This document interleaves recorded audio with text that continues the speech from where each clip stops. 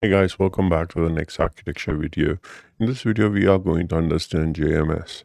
So for you to understand JMS effectively, we'll understand JMX first. JMX is Java Message Extension. So this is part of the internal services, just like how Java Message Service works parallel with JMX.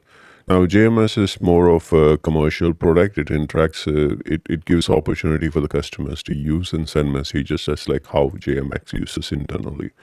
The JMX is primarily created for the way of sending messages and receiving messages through your administration, the default application administration. As you can see that an admin server, here we are requesting to stop or manage server 1. So it goes to the node manager in this example. And then the node manager is a stop command for your manage server 1, and manage server stops. And then it responds back with saying that manage server 1 is stopped, and then node manager tells the admin server that the manage server is stopped.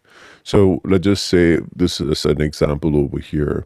Now these are going through as messages to each component, and it basically reports back to the messages. So this is what I wanted to show you as an example. This is an internal communication, and this is a very useful way of communicating through messages, and each messages means something to your servers, and these messages are communicated with point-to-point communication. We will understand point-to-point communication on the next video.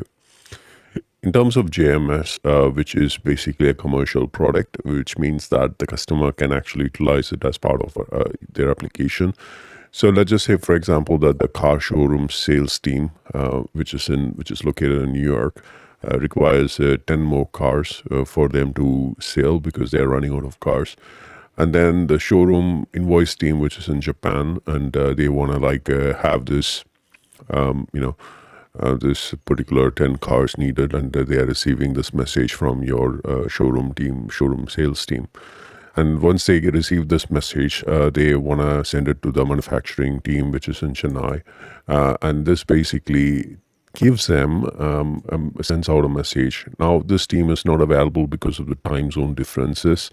And even though the message waits here until the message is being received by this team, manufacturing team. Once the manufacturing team receives the message, then they will actually send these 10 cars out with the shipping ID, and that is sent out as a message to the invoice team, and then invoice team sends back to the sales team saying that this is the shipping ID and they should be receiving the shipment very soon.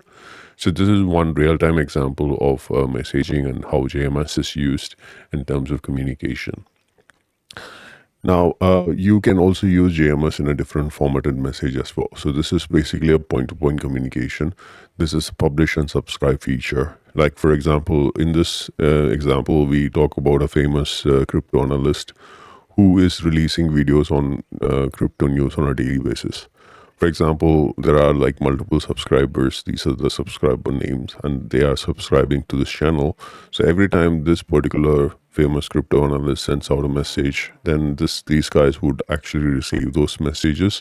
And if this particular user is not available, then the message will be not sent to that guy, which means that there is no way that it will be holding on and sending the messages until the user is available. So that kind of an miss over here for this user, because this user is not available to receive the message. Very simple and straightforward. He can go and search for that cryptos video later point of time when he comes online, but then he won't get the notification because he's not online. So this is a publisher and subscriber relationship, and we will talk about this on the next video in more detail about this. So this is just a basic introduction how in real-time JMS works. The next video we will see more features about JMS. Thank you again for watching this video. I'll see you on the next one.